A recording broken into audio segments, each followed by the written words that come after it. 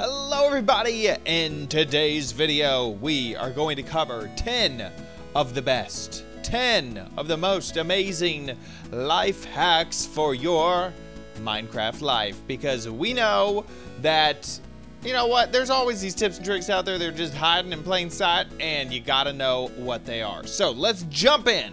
Number one is actually a hack that I have personally used when playing on maybe like a modded server or a brand new server, and that is to not use planks when you're building. Okay, maybe you're in a limited resource area. I don't got a lot of trees nearby over there, okay, but who can be bothered to go over there? Not me. So I have my oak planks and I want to build my floor out of these oak planks. If I just put these straight up on the floor, obviously the classic way to do it, but efficient? No, no, no, not at all. The thing that you should be doing is making these planks into slabs, because from 3 planks, you get 6 slabs. This is exactly double. You know, you're taking a plank and cutting it in half, basically. And so you're getting double the amount of blocks because you made it into a plank. And so you can just put this on the top half of a block if you want it to be at the same level as, you know, the blocks around it.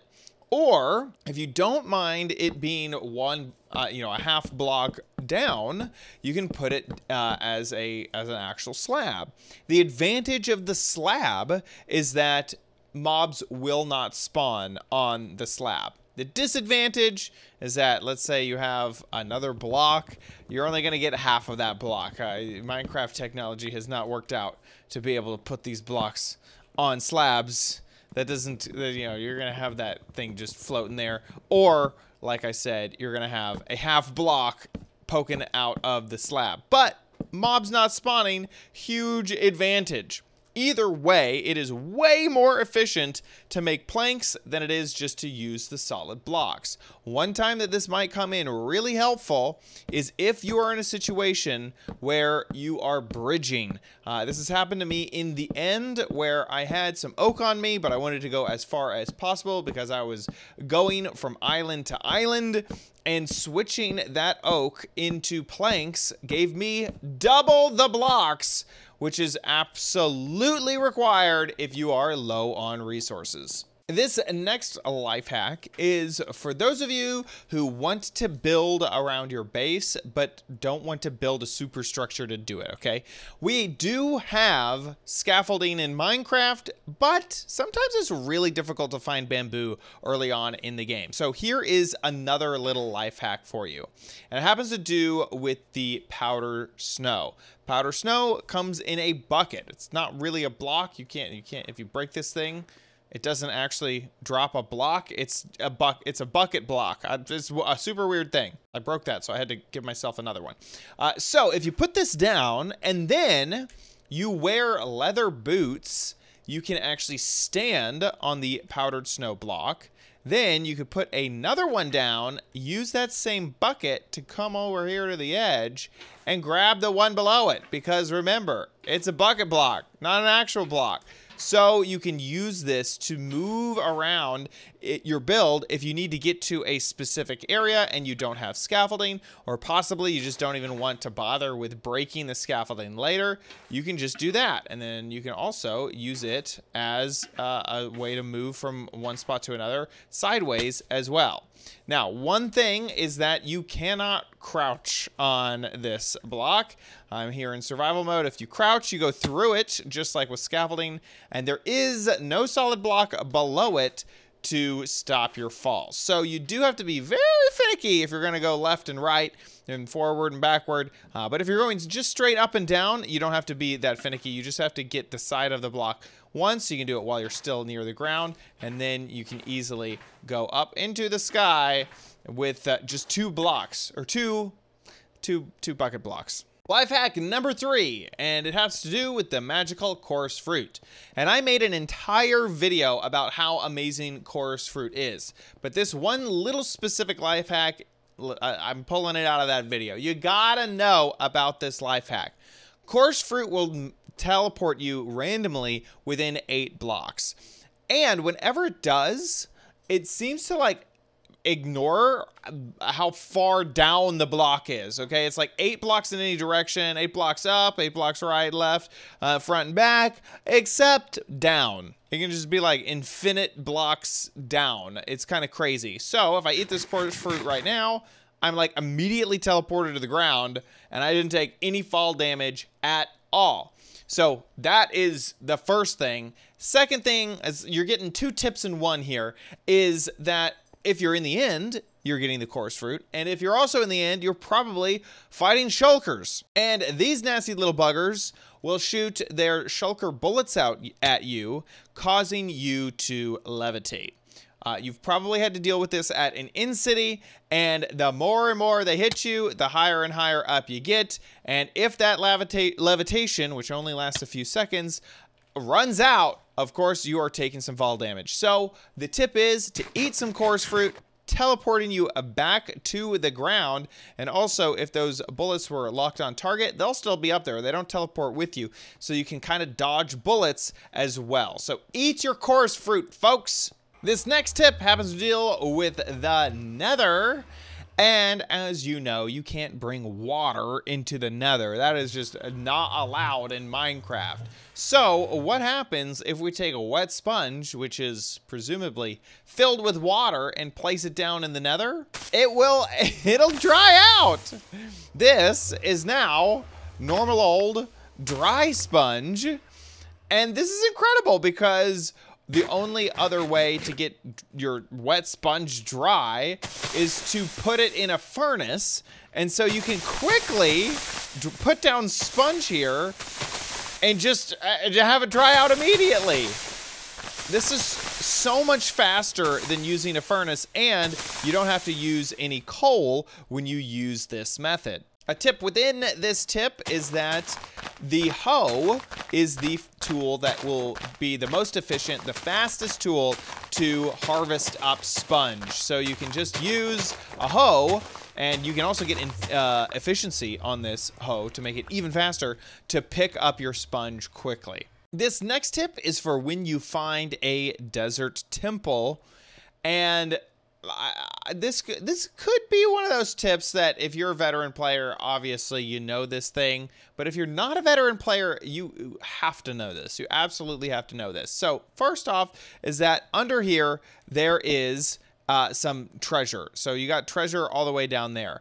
Problem is that you have a pressure plate that will set off TNT, and everything will just explode and go crazy. So the tip is that you can get down there easily and safely just by mining through the wall. So remember that the center right here is the exact center where the pressure plate is. And then the 3x3 square around it will be open air. And then if you dig anywhere between these pillars and then dig straight down, you'll be able to easily get to the bottom of this, immediately break that pressure plate, and then put down whatever light block you have. We'll torch up the place here so I can easily see. And as you can see, that is by far the safest way to get down to the bottom of a desert temple. There's all that TNT I was worried about. We can pick this all up for, you know, our own uses. We're going to be blowing up something later. TNT is, in my opinion, really, really difficult to make. Who wants to set up a gunpowder farm? Not me. And then, of course, loot the place at your leisure. The next tip is something that, as a veteran player, I use this literally all the time. All the time. And if you didn't know about it, this is going to blow your mind, okay? Over here in the controls, there is a thing called the pick block key. There it is. Right here. Pick block. I have it set to my middle button. I think this is middle button by default on Java. And this allows you to pick the block that you're looking at. What do I mean by this? So right here, there is this this sandstone, smooth sandstone, and I want this in my hand. If I click that key, boop, it's there. I didn't have to go and open my inventory and move it from one spot to another. This works in survival mode and in creative mode. So if I was in, creative mode and I wanted this block, I do have that block in my inventory. If I didn't have that block in my inventory and I just click it, it'll just throw it into my hand. It'll find it in the creative inventory. But if I'm in survival mode and I didn't have that block, so we're going to throw that over there, and I use the same thing, it won't show up. Then when I do have it in my inventory, it will move it from my inventory into my hand. So I'm like building and building and building. I'm like, oh, I want that, but I don't want to find it, move it down. I can just pick that block, and there we go. Now it's in my hand. Now, if you're paying close attention, you'll notice that it moves to an empty slot in my inventory and then moves the block there. So it does all that for me without doing anything. But what happens if I want a fancy block, but my inventory is all full? Well, it will just switch out with whatever I have in my hand right now. So right now I have, here, let's switch to this blue terracotta, and I want this. If I hit the pick block key, it'll just swap it, and we're good to go. That does mean that if you have a specific tool in your hand and you click it, it'll replace that tool, and that tool is now over here, and you can't really get it back. So normally, right before I pick something, I make sure I'm just not on a tool that I want, and then I click it, and then it goes there. And if you already have it in your hot tray down here, it'll just move to the appropriate hot tray item, which is even better. Great. I love the pick block key.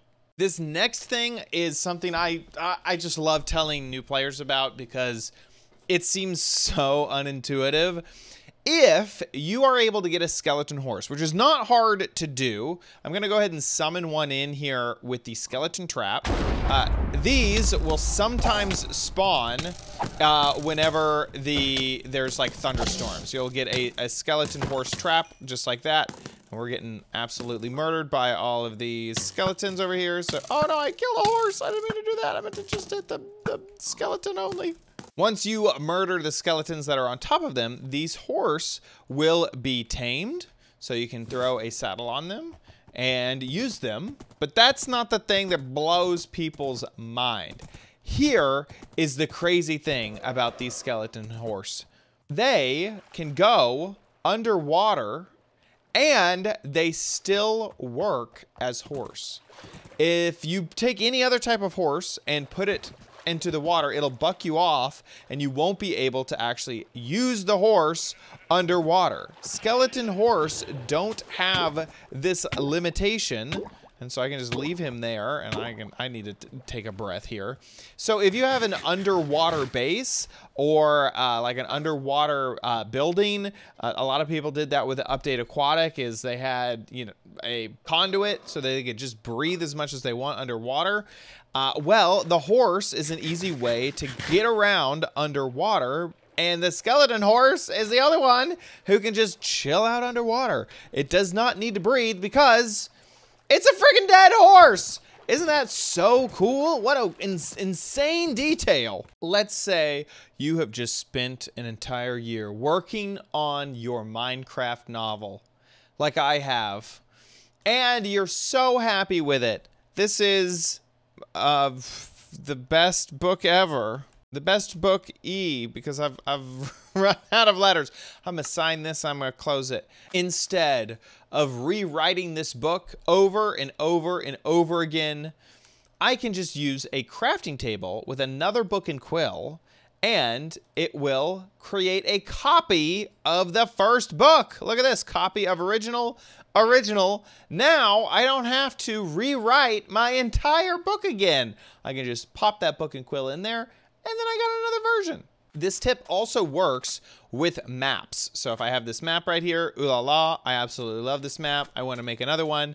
You can do the same thing. Take a map, put it in the crafting table, take another empty map and put it in there. And you get another copy. You get 2 copies of the exact same map. You can do this in the cartography table as well, and it kind of makes it a little bit more obvious what's going on. You take a blank map, put it in there, your map that you want to copy, and you can see obviously 2 copies and another map as the output. And there you go. Now you have your copy of a map. They'll stack on top of each other because they're all the same map. Here's a tip if you want to build something out of glass.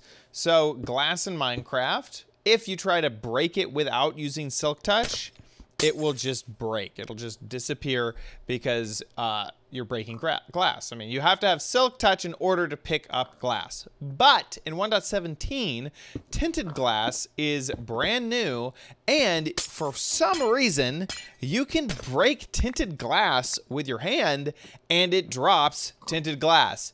This kind of feels like all glass should sort of be like this, or no glass should be like this. Why is Tinted Glass some special type of glass? I don't get it, personally.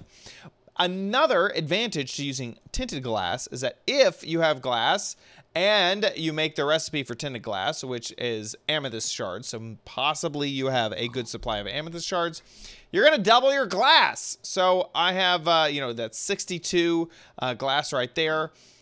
You can see that, here, I'll just do it with one. One glass equals 2 tinted glass. So I guess that the amethyst shards are somehow magically creating another block. That means that if you put in 32 blocks of glass, you'll get a whole stack of 64 glass out of it. So you can stretch your base glass.